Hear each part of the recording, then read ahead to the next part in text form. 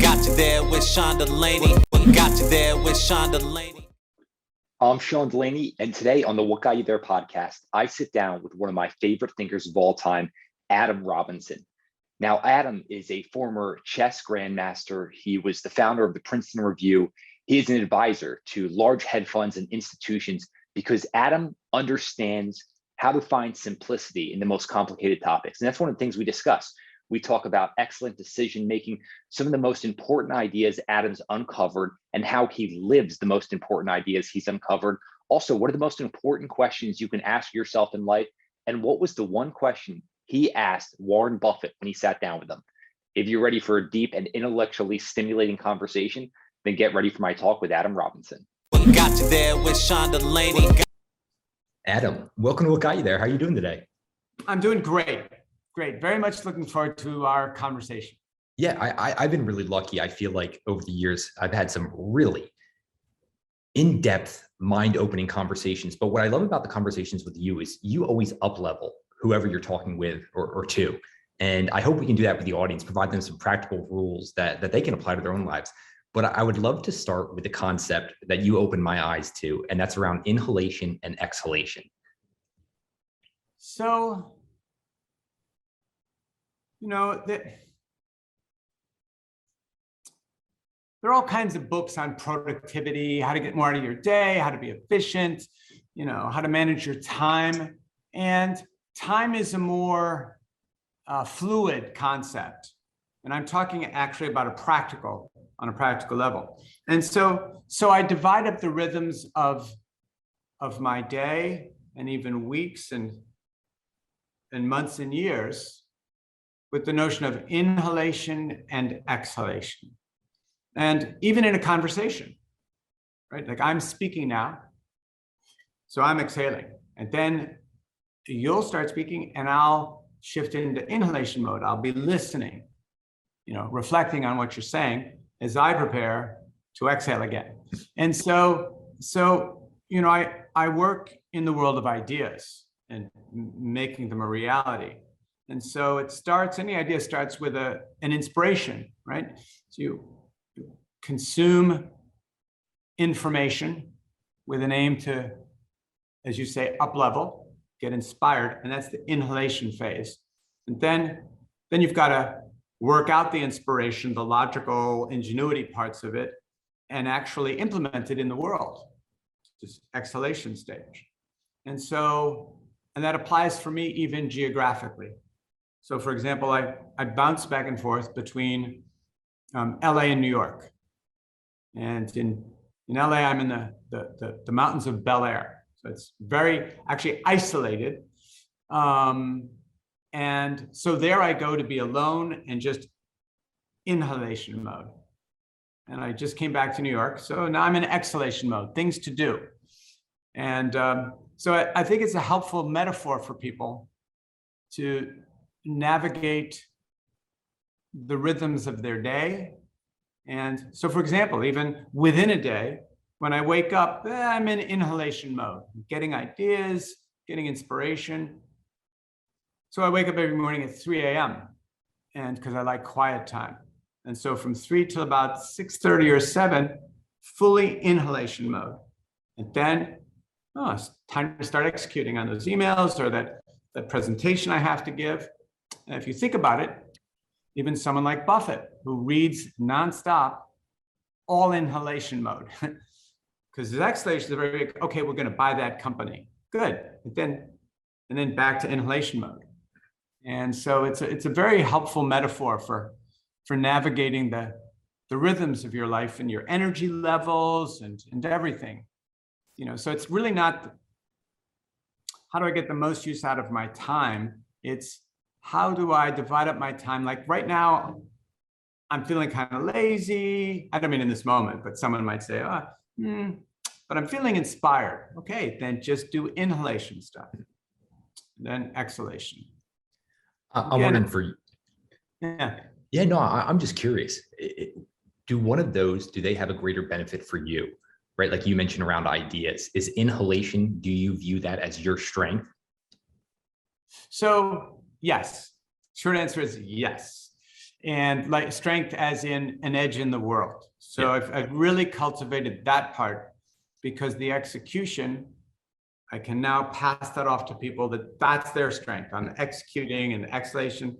And, but there's a part of execution that I never realized until recently, Sean. And I had always, I say recently in my life, only about 6 years ago. So I'd always lived in a world of ideas, and I succeeded on the basis of those ideas. And I was very much an introvert. And literally one day I woke up there was no catalyst. It's about 6 years ago. And I woke up and I went, wow, there are people in this world. I could have a lot of fun. And it was really an epiphany. And I was wide-eyed about people the way a child would be walking into a candy store, like, oh boy.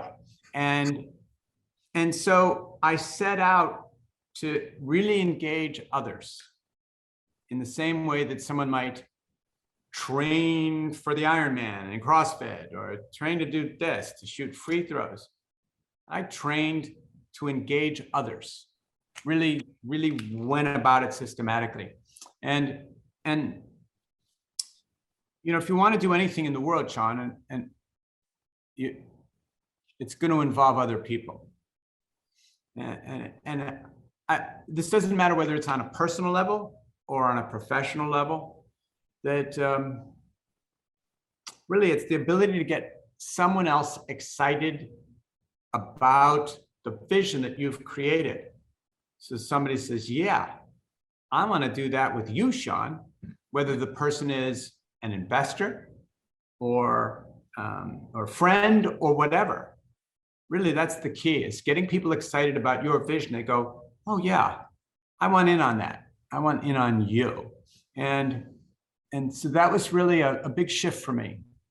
And so you asked about ideas. So I'd like to talk about Upleveling, a framework for you and anyone listening, is that all human creation goes through 4 stages. And I say human creation, it includes problem solving, right? Because problem solving, I don't like the state of affairs now. So I've got to create a better state of affairs, right? And so all human creation, doesn't matter whether you're creating a birthday party for your best friend, or launching a company, or whatever you're doing, human creation of all types goes through 4 stages. I call them the 4 I's, like the letter I. So the first I is intention. You can just, I want to go to Mars. Or I want to throw a surprise birthday party for my best friend. Whatever it is, doesn't matter. You set an intention. And really, I could write a whole book just on that part, but okay, that's pretty basic. Set the intention. Then, second I, imagination, right? We imagine, okay, what's this going to look like? What's going to Mars going to look like? Or what's launching my startup going to look like? Or a birthday party for my best friend, or a dinner date with the person I love. Whatever it is, imagine. And then the third I is ingenuity. Okay, I've imagined what I want to do, and I know what I want to do. How am I going to pull this off?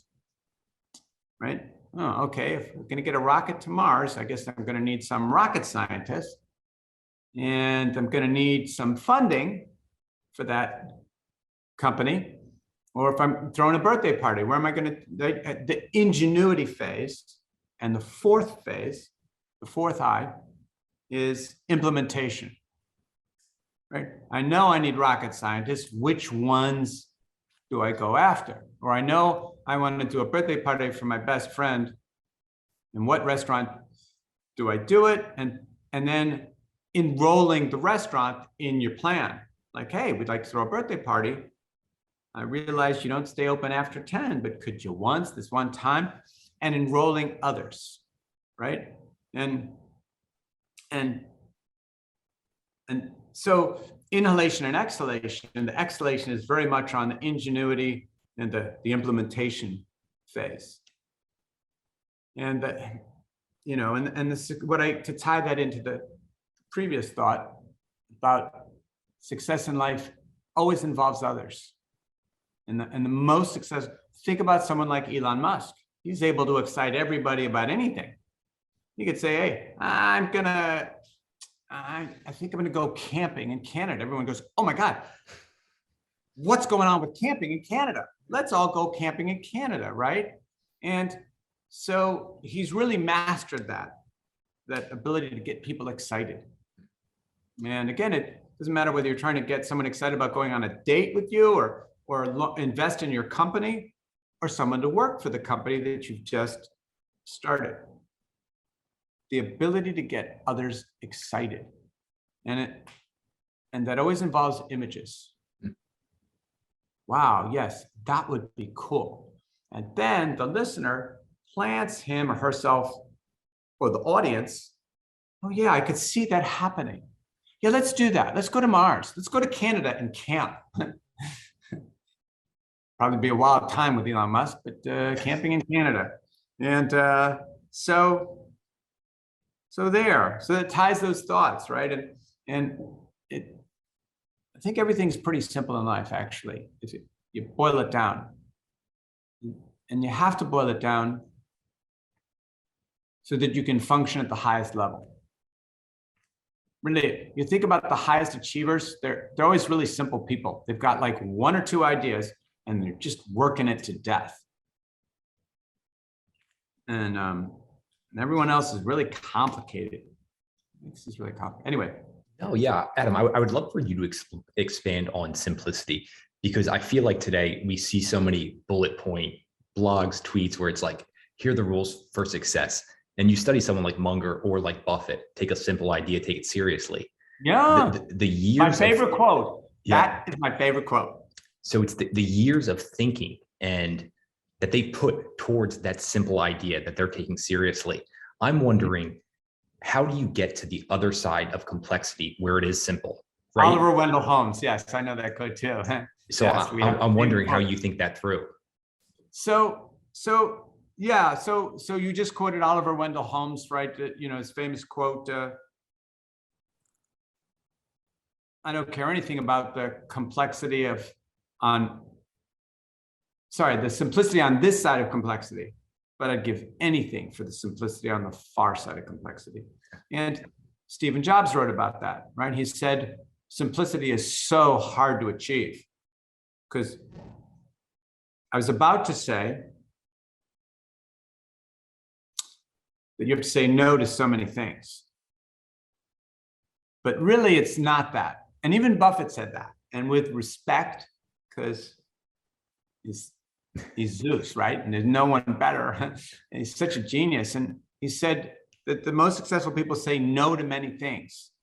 And I would reframe it. I'd say, actually, you're saying yes to the couple of things that are so important. You're not saying no to that. It's just, I'd love to. And then focusing on that simple thing. And the simple thing really is the ability to focus on a single thing or two is also a real superpower edge. Because most people, okay, that's nice, that one thing, but if that's good, why don't I just add a couple things to it? Boom, you've already lost it. So yeah, you read about anything. It doesn't matter whether it's sports, science, or entrepreneurs. They got a couple of key ideas that they just keep applying, and they get really good at applying it. And you don't need a lot of. If we were Batman, we wouldn't need many gadgets in our utility belt, right? He's got all those little gadget things. You only need one or two, right? I said once, I think it was on with Tim Ferriss, I said, you only need one hammer, like Thor's hammer. That's it. That's really good. And then over the years, you really hone that hammer. You get really good at it. And then really their genius, the top achievers, is just waiting for the opportunity to use the hammer. I'm wondering about, you mentioned being able to chisel away and get to that excellent hammer as years progress here. And so I'm thinking about what that exploration period is like, right? Like you've done such a miraculous job in that apprenticeship up to mastery. And I'm wondering, for someone who's trying to reach that level of mastery, how do you approach those early days where should you be testing more things to really chisel away, or is it singular focus? Well, so I think there's a natural process that goes on. That's such a really a profound question. And when I was setting out on this journey, life, it wasn't like I had any path really. There's just a lot of stumbling around. I go, oh, I'm pretty good at this, or why don't I try that? And then you begin to cull and realize what you're good at, what you enjoy spending your time on, the people you enjoy spending your time with, and slowly something begins to take shape. A career or a life path or a mission, really a mission. And then as that begins to take shape, then that provides a North Star and a winnowing away of everything else. Because you go, okay, I kind of like what I built here. Is that going to fit in? Is that going to up level what I have here, which is working pretty well? And then you get really ruthless about it, right? And so I think it's an organic process like that. And, I know, you have to be mindful about it, right? Initially, there's some casting about, and like you don't know what you're good at yet or what you like doing. And then the world presents opportunities of one sort or another. And so there's that sort of mix between what you're good at, what you like to do, and then the opportunities that are presented to you. But you get the sense that if any of the greats had chosen something else, some other field, they would have been really good at that field too. Maybe not, Michael Jordan was not a great baseball player. He was pretty good, and it's silly to move away from basketball, as it turned out, but and it's the same drive in the principles, and a lot of it is self-management. So yeah, and I think you just keep coming back to it. You just gradually and incrementally, and you just get better and better at the thing you discover you're good at and love to do. Similar to Joseph Campbell's Follow Your Bliss. You said something a second ago that just piqued my interest. You said it's something they keep coming back to. You're such a beautiful thinker. I would love to know what ideas do you keep coming back to? So, wow. Okay, so I've never thought about that, right? So I'm just going to throw out some things that as they occur to me spontaneously right now. So there's the notion of who am I in the world? What statement is Adam making to the world? Now I say statement. And so if you view the world as a conversation, right? Everybody's doing their thing. So conversation is a metaphor, obviously. And so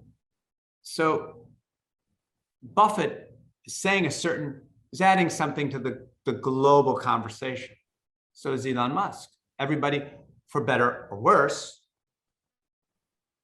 is making a statement to the world about what they view as important, and then now, if everybody is saying X, or many people are saying X, then you're not really adding to the conversation. Like, yeah, I agree. I'm with X. I agree with that. And then the question is, so what are you saying to the world, right? For example, you, Sean, who are you in the world? And actually, even in our contact, and even that you have this podcast, have an idea of who you are in the world, right? And sharing knowledge, for example, very important with you. Finding best practices. Oh, that's wisdom. I want to share that with people who, like me, are a seeker. And so I think that's been a part of my journey, like ideas, is what am I saying to the world? And I think more in terms of frameworks. So let me throw out some frameworks and ideas, right? So I gave the framework of inhalation and exhalation. Here's another framework I like. Everything, every moment, every encounter is an invitation. For example, right now, there are other invitations I'm receiving right now, like the couch behind me. It's inviting me, hey, you want to use this moment to take a nap? And I decline that invitation because I'm spending it with you, right? And anyone you meet, that person is an invitation. Could be an invitation to, hey, want to have a coffee? Or hey, want to get into an argument with me? Right? There are people who, that's the invitation of the moment. Or an opportunity. Anything is an invitation. And then you have to decide, do I want to accept that invitation? Or maybe I should make a counteroffer. No, I don't want to get into an argument with you. I decline that invitation to fight. But I will counteroffer with an invitation to discuss this or whatever. And so you have to be aware, or the one, right, the person, the individual, Adam, have to be aware of what others are inviting me to do. And most of the time, they're not even aware of it. Or they may be aware on one level, but not on multiple levels. And I have to be aware of what I'm inviting them to do. And I'm generally more aware of what they're inviting me to do than they are. Actually, for example, most people, I invite them to have fun, to play.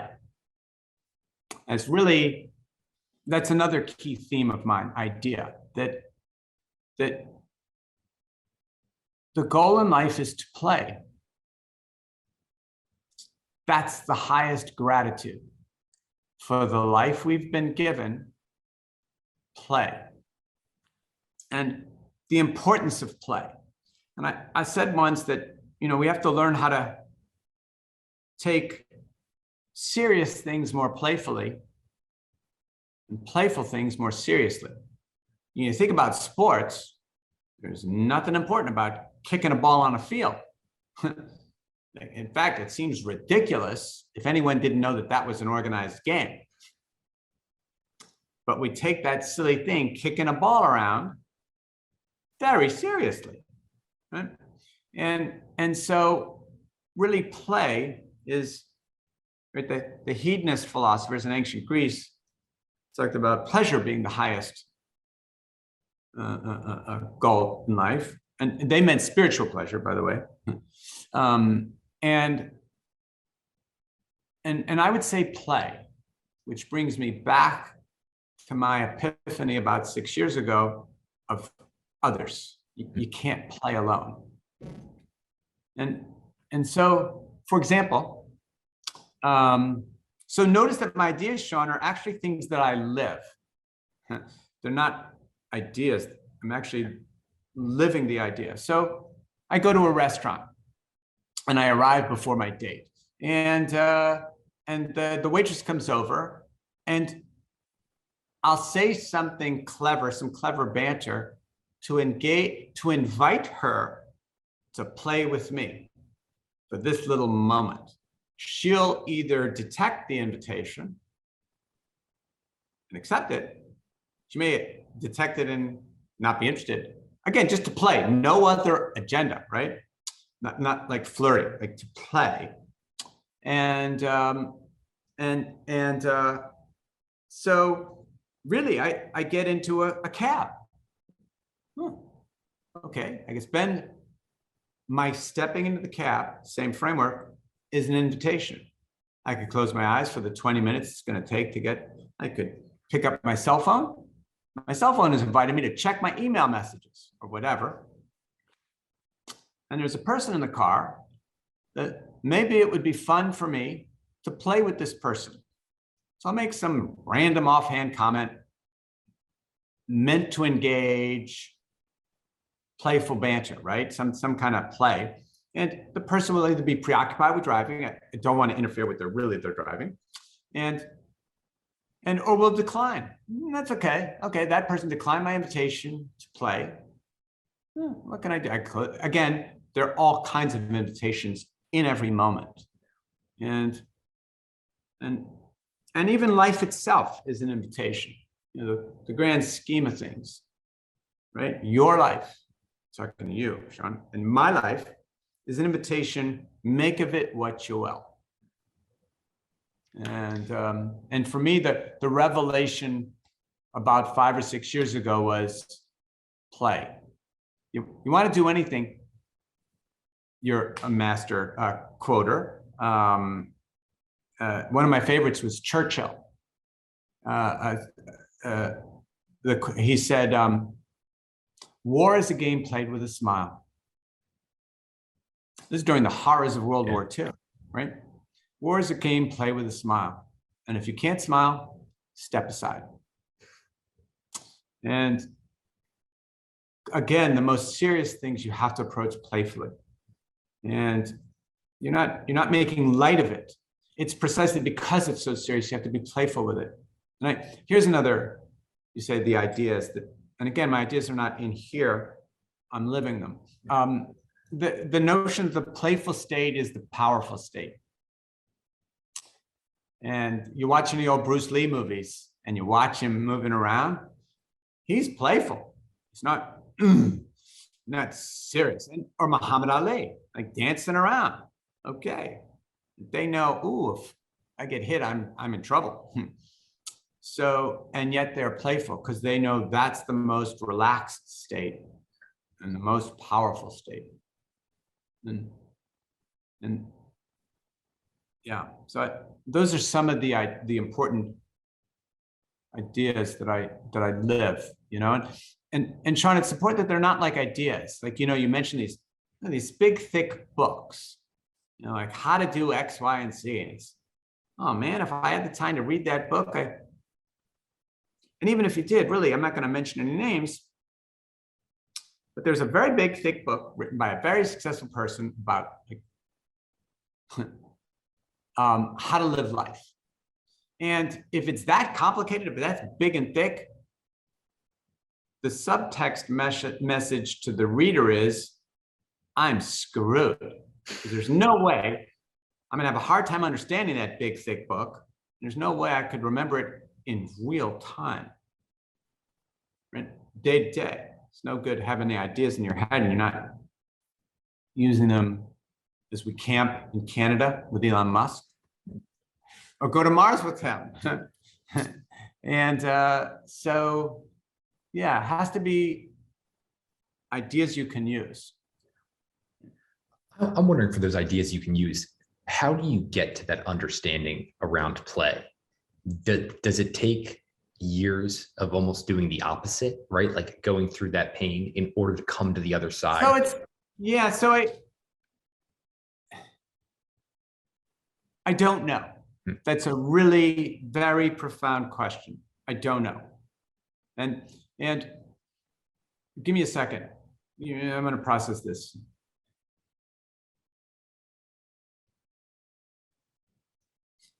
I think most of the time that does become the consequence. In other words, there's got to be a better way of doing things, of living, than pain and suffering, being serious.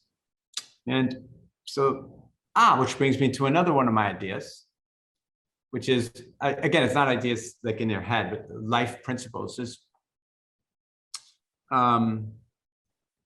if you're not getting the results you want, change what you're doing.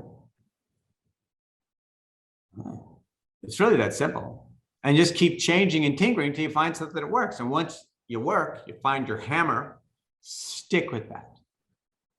And you'll see that we keep circling back to the same few ideas. It's really not that many ideas or principles. It's really a mindset. For example, Sean, when I sat down to have a conversation with you, I have been equally excited for this moment. Now, the people listening don't know that Sean and I have been dancing for 5 years about, we gotta do this, right? Okay, and here we are doing it, right? Wow, I just lost a chain of thought. Talking about the principles. Oh, yes, but it's really a mindset, right? And so when I sat down today to have this conversation, my only goal was to play with you. That's it, play. And if I'm going to talk to an investor looking for funds, my goal is to invite that person to play with me. And by the way, that signals a lot.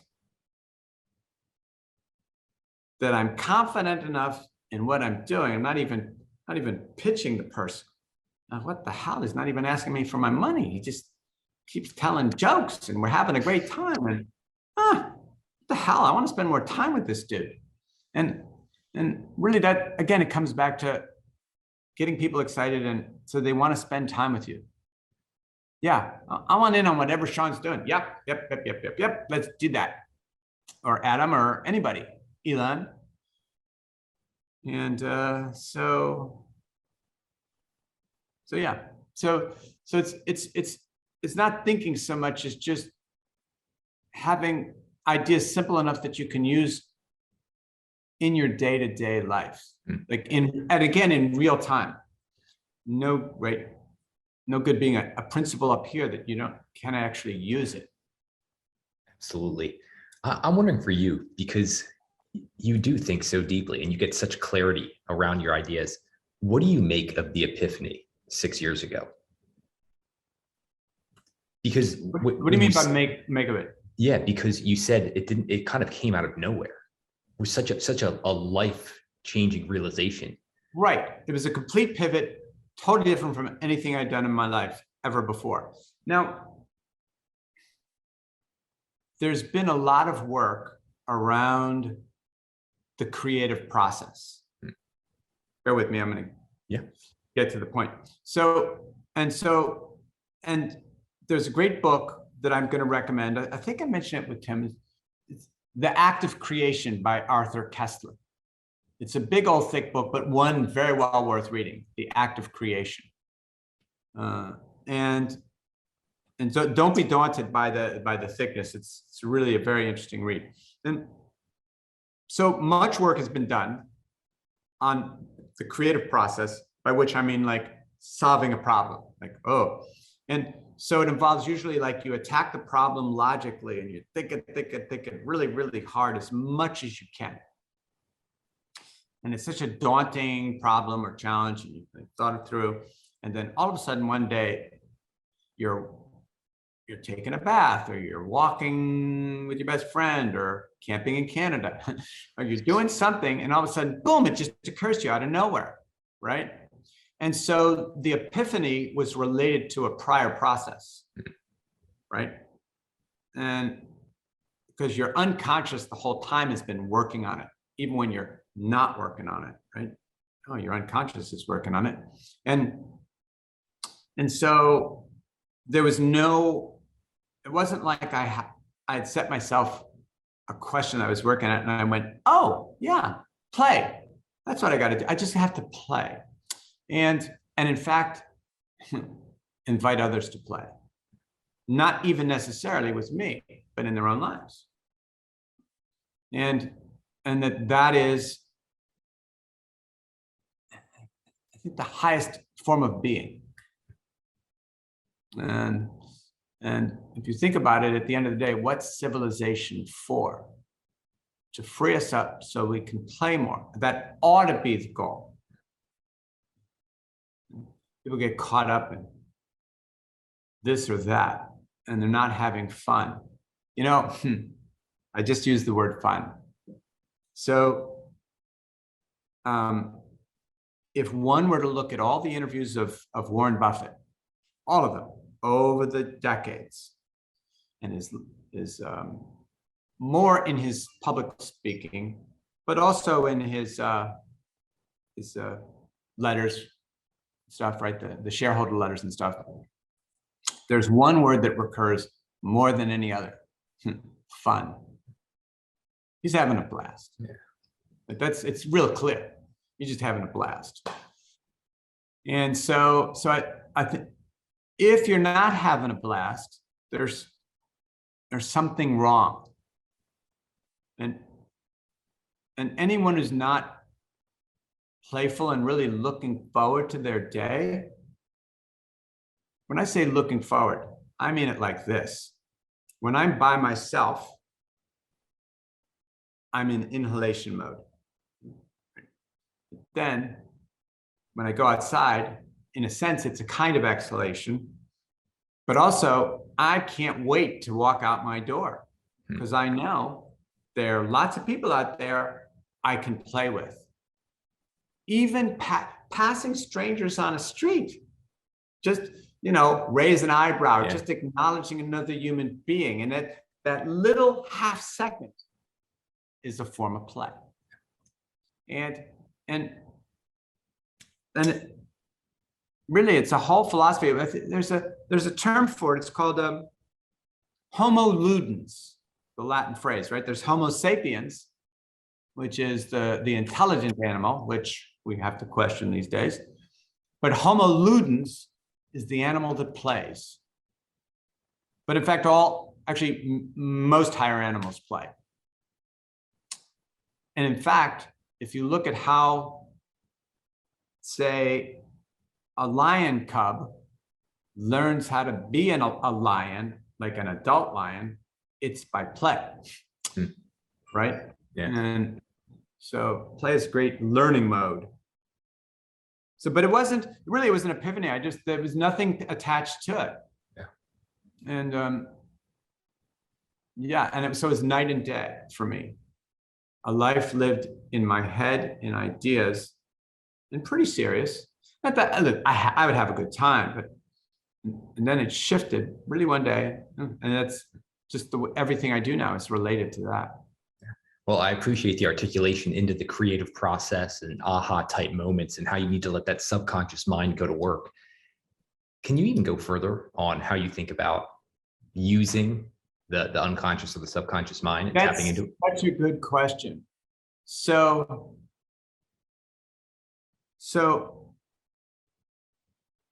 really, I'm just pausing for a second to which entry vector into that topic I'm gonna choose. So the way to think about it, we exalt our conscious minds, right? When we go to grade school and high school and college and grad school, spend a lifetime developing our conscious minds, logic stuff, and we're proud of it as individuals, right? When we acquire a certain facility using our minds, conscious logic and stuff. But at the end of the day, it's pretty clunky. And as a tool to grapple with reality.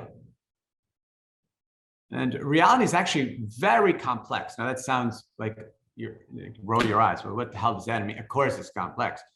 But in fact, it's so complex that we actually don't deal with reality.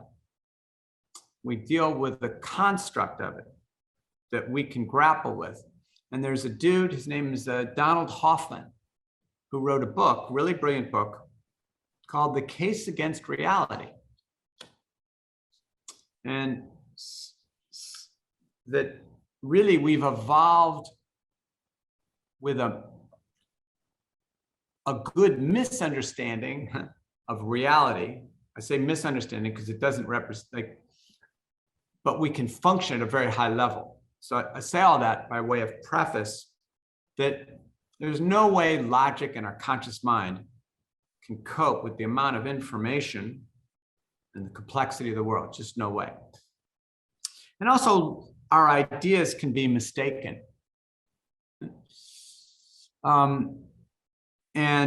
But I'll tell you what's not mistaken is feeling states.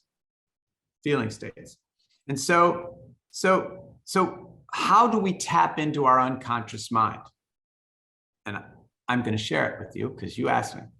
I don't think I've ever articulated this before. So now the trouble with our unconscious mind, which is really the supercomputer, right? Your unconscious mind, like everyone talks, oh, you only consciously use 1%. I don't know how they come up with that number, but whatever it is, it's clear your unconscious is way more powerful, right? Think of your conscious mind as like a simple abacus, or like it could do simple arithmetic. And your unconscious mind is this super complex, like a parallel processing neural net that could deal with thousands of variables simultaneously. No problem. And so, again, if you think about it, our conscious minds evolved relatively recently in like logic and stuff. It's what, I don't know, 2,000, 2,500 years, Aristotle and logic and stuff. We've gotten a little better at, but not really. It's not like we're that much wiser. But meanwhile, there's the untapped unconscious mind. And so how do you train the unconscious mind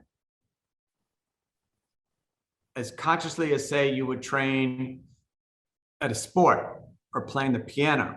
But how do I get in touch with the instrument that is my unconscious mind? And I've done it through my body. So I don't process ideas in my head, process them in my body. And I'm not talking about mere muscle memory, right? Like, oh, you remember a movement, right? Without being conscious that, like, I don't know how I did it, but yeah, I remember the movement. Like stick shift, right? I remember as a teenager learning how to drive a stick shift car, but then I hadn't ever encountered one again for like 10 years. And I get into the car, because I'd always driven automatic after that, right? I get into a stick shift car and my muscles remembered what to do, even though my head didn't. And so your entire body, your sensory apparatus, your muscles and everything, they're processing all the information. Whether it wants to or not, it's just processing it. Right? Our conscious mind, we have to filter out so much, right? We don't have much of a working memory. And so I say all this, punchline coming in about a minute. So when I'm reading something or reading a poem or reading an idea or looking at a financial formula, I'm actually processing it in my body. And so when I encounter a new idea, I notice how my body feels in relation to the new idea. And then I go, oh, yes, that works. And it takes me a while to find the words and the ideas to support it. But it's kind of infallible. There's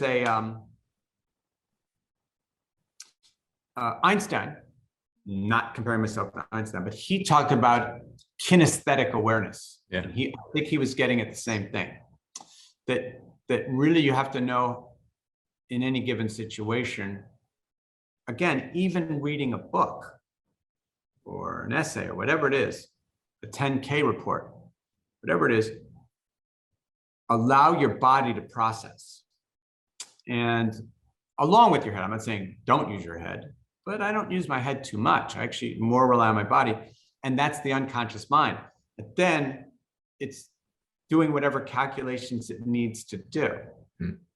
So there's a fellow, Daniel Temmet, I forget, he's a mathematical savant. And I remember seeing a documentary on him. I guess he's in his early 40s now, something like that. And when he was 5 years old, he had a brain seizure, an epileptic fit or something, he had a brain seizure, and it rewired his brain. So before, normal 5-year-old kid, afterwards, he's a mathematical savant, like boom, the next day.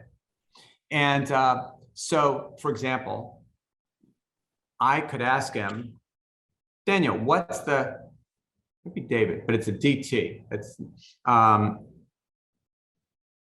what's the 17th root of 4? Not the square root. What's the 17th root of 4? He would just go, oh, 1.16, and just reel it off like that quickly. And you think, wow, he's like doing all that in his head. No, this is his process. It's so cool. So he's being interviewed on this documentary. And I said, how the hell do you do that? And he said, well, every number is sort of a colored blob. And the interviewer said, what? He said, well, think Play-Doh. So the interviewer says, so what's the number 8? You know, just throwing out a number, right? I can't remember what he said exactly, but he went, oh yeah, 8. I kind of like the number 8. It's sort of a bluish ball, and there are 2 yellow sort of ear-like things on it. That's 8. Oh, and if you were to ask him a year from now, what's 8? He'd say exactly the same thing. Oh, I told you, it's that blue thingy, the 2 yellow. And what's 12? Oh, 12. Yeah, that's interesting. It's kind of black. There's some red on the bottom and green on the sides. Okay, so get this. They said, so how do you do your calculations? He said, I just see the shapes that kind of mix into each other, and out pops a new colored blob. And I'm just reading off what the blob is. He has no idea. It's not like he's doing calculations you and I would understand really fast. He's not. He has no clue how he's doing it. And clearly that's his unconscious mind, right? And I mean, it's really incredible. And so yeah. So I think that's a really important, like anyone interested in maximizing who they are, right? The instrument that they've been given, born into this world with, the body, the head, the emotions, all of it, making the most use of it. You really got to train the unconscious because it's so powerful. And yeah, and for me, the access is through my body. And I think that's a pretty easy one for most people. Adam, I'm wondering for you, I know your background with chess. Did you have an intuitive kinesthetic feeling around pieces on the board? So it's interesting. No, I didn't. And I say interesting because one of my non-gifts is being able to visualize. I can feel things right in my body, but I have a hard time visualizing them. So there's a kind of chess, it's called Blindfold Chess. And the world record, imagine thinking how complex a chessboard is. With all the pieces, you're playing a game, there are lots of things you got to remember. I think the world record is by a guy named George Koltanowski, who's good, never like a world champion or something. But boy, his blindfold chess, I think his record for blindfold chess is like 424 games simultaneously. So imagine this. In his mind, he's walking to the next board. He's got his eyes closed. So he's not actually walking, he's in a seat. And goes, okay, board number 217. And you see it perfectly. Yeah, it's remarkable. Remarkable. I don't have that. And like I'm actually it's hard for me actually to visualize the board. Even the board in front of me is kind of hard to visualize. And even though I've acquired I'm pretty good, chess master. And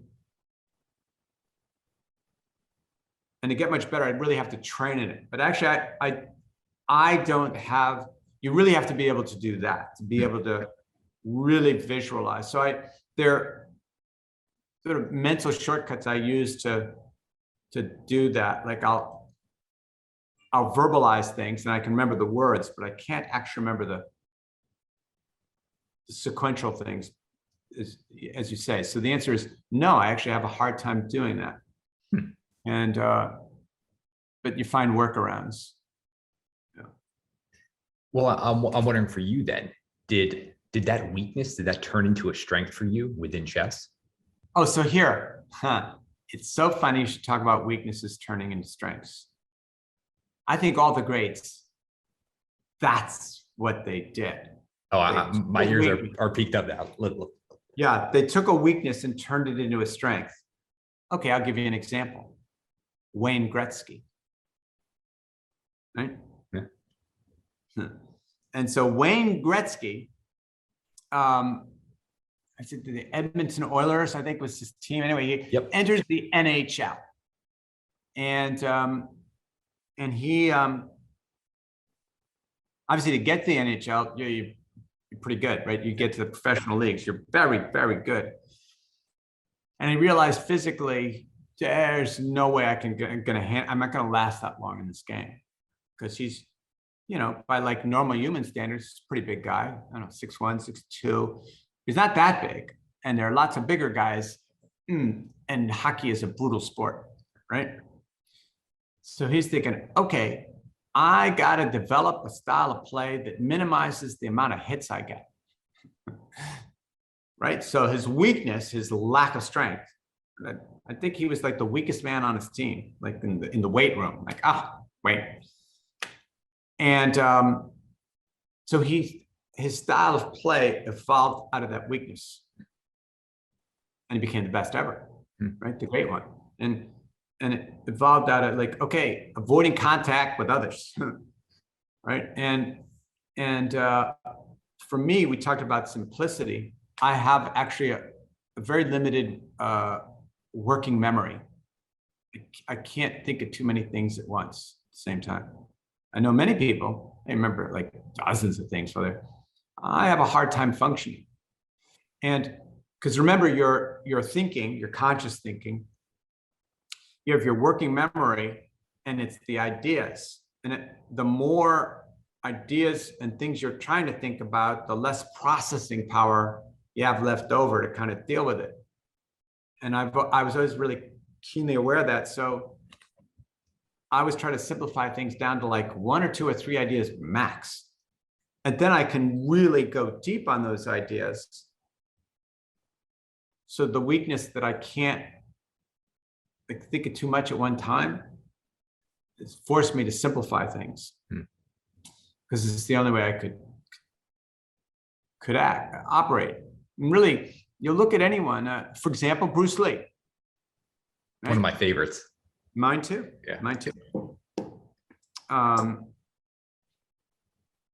know his daughter, Shannon. She's really devoted to passing on his legacy, and And so Bruce Lee was not a big guy. And he was physically as strong as you could possibly be, probably pound for pound of any human being ever. So what could he do to deal with that weakness? Small? Very strong, but not as strong as much bigger, was speed. So he focused on developing his speed. And I don't know if you've ever seen Bruce Lee videos slowed down like 10x, but even when it's slowed down 10x, right? So it's still hard to follow. When it's 10 times slower than he's actually moving, wait. In other words, his fist is going out and come back so fast that even when the film is slowed down 10x, you have a hard time following it. That's how fast he was. And of course, velocity is a component of power, right? And so his weakness, right, lack of size,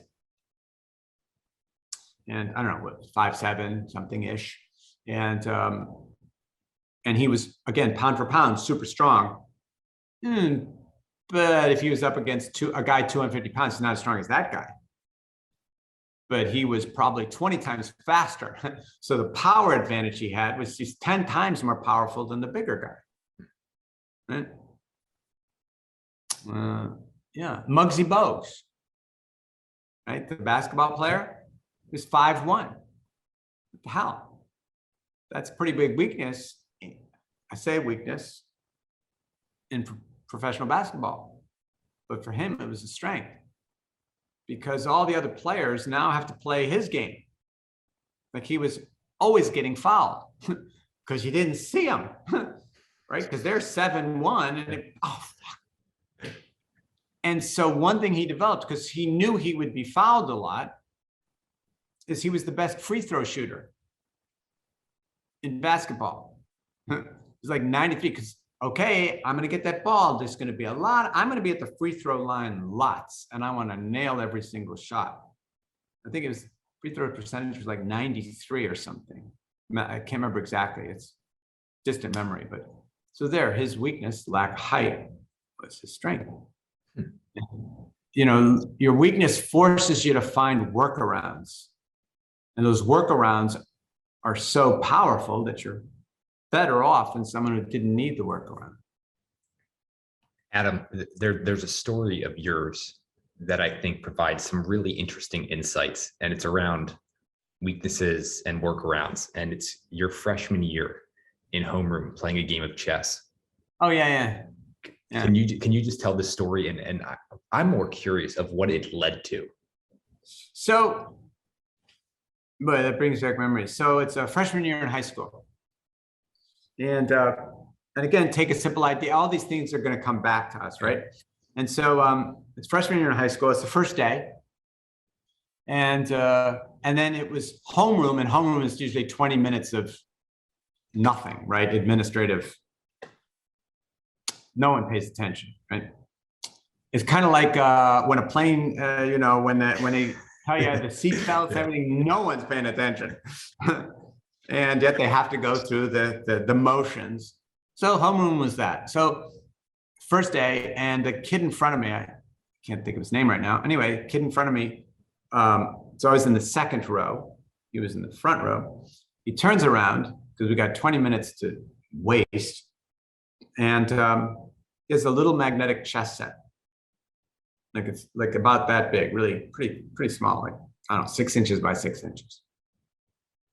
He turns around, and it's with the board set up, these little magnetic pieces.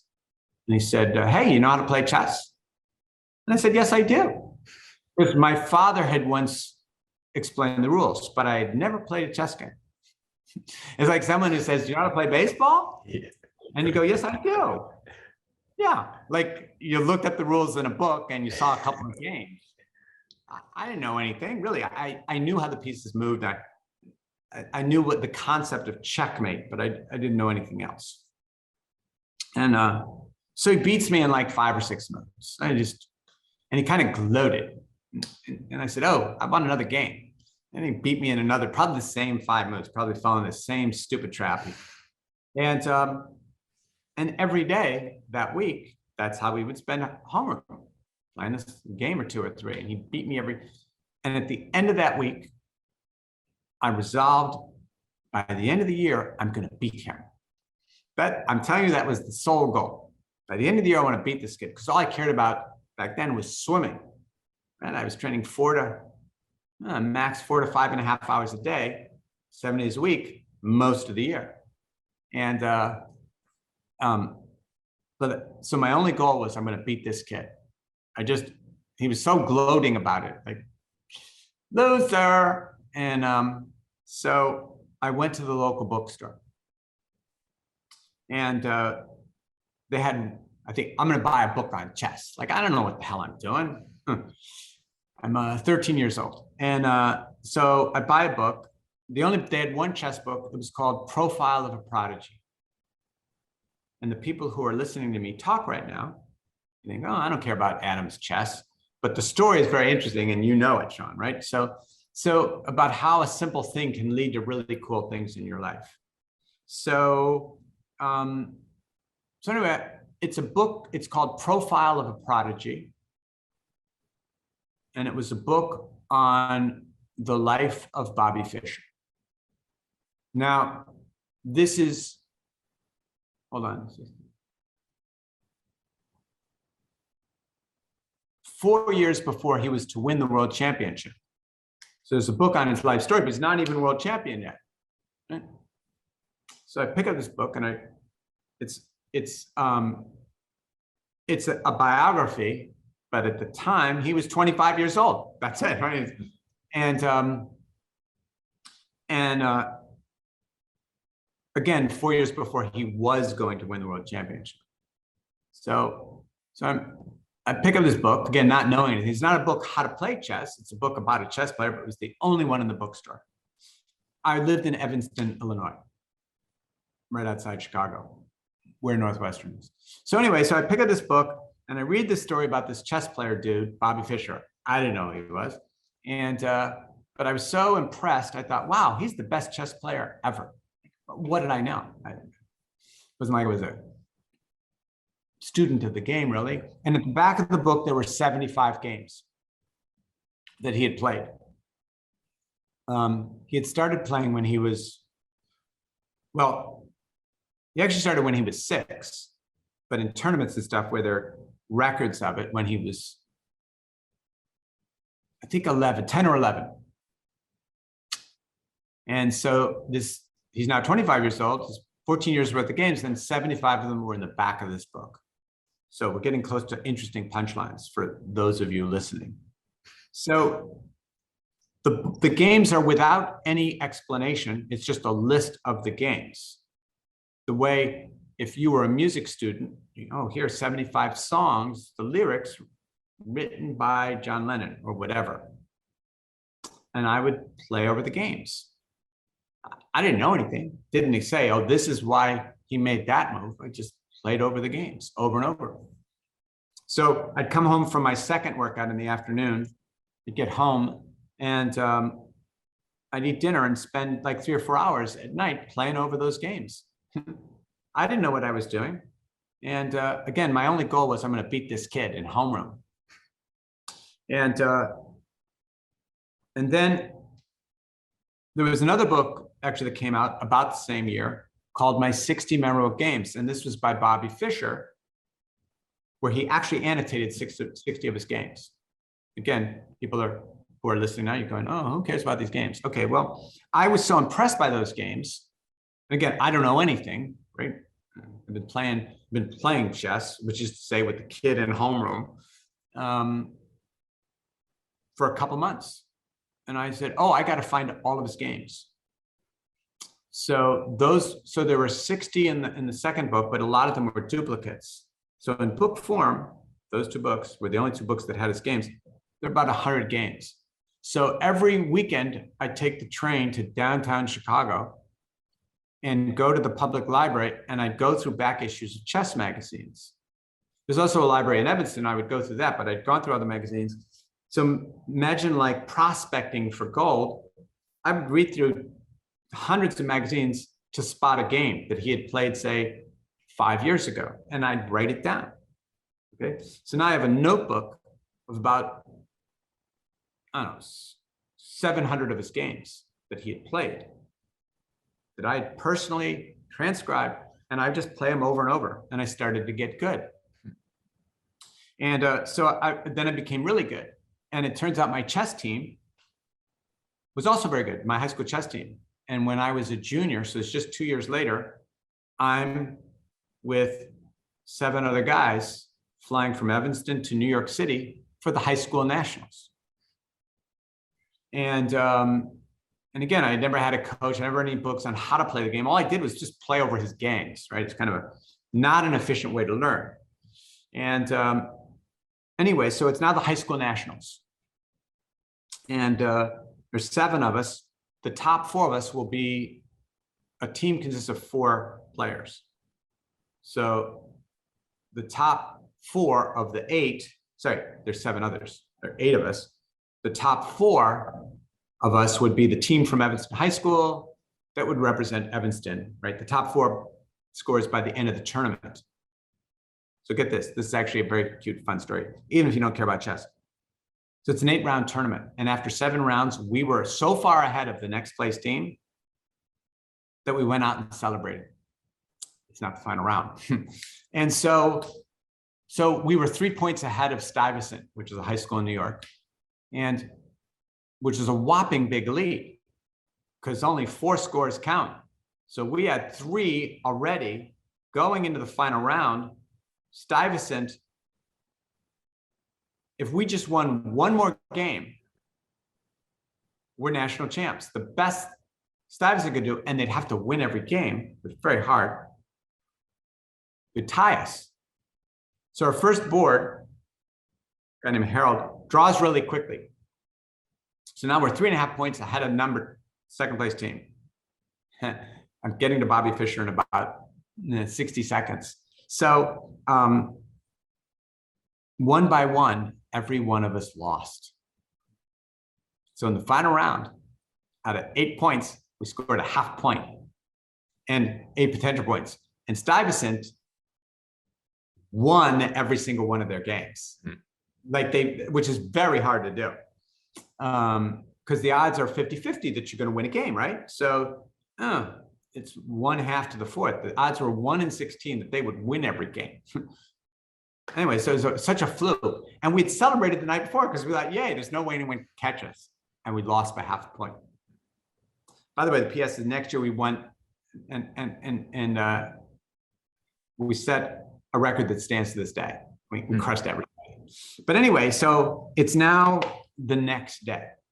So we've just lost the national championship. Like, I'm not going to say, but really pissed. And so the rest of my team flew back to New York. This is a Sunday. It's actually Easter Sunday. The rest of my team flew back to New York, back to Evanston from New York. And I stayed in New York because my parents lived in New York, actually. I was living in Evanston, going to high school there, but my parents lived in New York. So it's Easter Sunday. I'm 16 years old. And I'm spending it with my mother. And it's a beautiful April day. And we head towards Central Park. And we were at 34th and 6th. I don't know if you listeners know New York. It's a very busy intersection near Macy's, not far from the Empire State Building. Very busy, and it's Easter Sunday. I don't know, probably on that corner, 10,000 people, right? Like packed. So we're waiting for the light to change. And to this day, still, I don't know why, my eye traveled slightly to the left. So diagonally across from Macy's, and in that sea of people, I spot Bobby Fischer, my hero. And he was a recluse, like spotting him. What are the odds, right? Yeah. So I turned to my mother and said, Mom, I know I said I would spend today with you, but that's Bobby Fischer. I'll see you later, right? So I'm dashing across like dodging cars, like I'm like a cop, like chasing, and I'm like, because I have like a few seconds because you get lost in the crowd again, right? He was 6'2", 6'3". So he was tall, but I still thought, you're going to lose him in the crowd. And I'm never going to get this chance again. So, right, my hero, all I had done for the last 3 years was play over his games. So I've run up to him. You might think, somebody would say, oh my gosh, Mr. Fischer, you're my hero. You're like, I think you're the best, right? They gush something like that. But no, I've been playing his game so many times. That's all I did. That I knew each one of them by heart. So I had all these questions, right? And here's the dude who played the games. So I said, Mr. Fischer, in 1962, when you played Reshevsky in the US Championship, why did you play pawn to king rook 3 on move 6? He looks at me like I'm some alien, right? Like, how does this kid A, know who I am? A year later, he was the most famous person on the planet. Number 2 was Muhammad Ali. So when he won the world championship, he was literally, they did a poll, he was the most famous person, but this was a year and a half before. And so no one would have recognized him unless you played chess. So here's this kid who not only recognized me in the crowd, but is citing a game off the top of his head that I played, you know, like years and years ago. And he said, well, I don't know, I'm going to have lunch. Want to join me? Just like that. I said, yes, I would. And he was my mentor after that. And the next year, before we won the national championship, we had to fly back to New York with the team. And he was preparing for the Spassky match, the world championship, which is a pretty serious time. Right? The world championship is on the line. And I got to spend 2 weeks with him as he prepared. So I was with him in his room as he studied Spassky's games for 2 weeks. And we played a lot of blitz chess, which is like you have to finish your entire game in 5 minutes. And because I knew all of his games by heart and all his openings, in fact, in some ways, a little better than he did, I would play his own moves against him. And so he's really playing himself. Till at a certain point, I would blunder or something. And yeah, anyway, so that's how the only reason it was worth, you know, now I'm addressing someone listening to this is how a simple passion that you throw yourself into, really throw yourself into, and then you're open to possibilities and that really amazing things can happen. And so, yeah, it's a really special moment for me that I had earned because I knew all his games by heart, right? I had earned, like, it wasn't just that I was a fanboy. Whoa, this kid knows everything I've ever played. And I know only a few of those games have been published in books. How the heck has he done this? So there, yeah. When opportunity meets preparation. Got you there with DeLaney. And I want to thank you for watching another powerful episode of the What Got You There podcast. We drop new episodes every single Sunday. So if you subscribe to the page, you'll be the first one to see these powerful episodes. Remember, we deconstruct world-class performers to understand their strategy, tactics, and the routines they've used to help them become world-class in what they do. So if you want to understand and then implement these into your own life, you're going to want to subscribe to the page. Remember, we also put out a weekly newsletter called Momentum Monday, which is just a quick synthesis of everything I've been reading, listening to, and watching behind the scenes. You can stay up to date and follow everything we're doing at whatgotyouthere.com. Got you there with DeLaney. Got you there.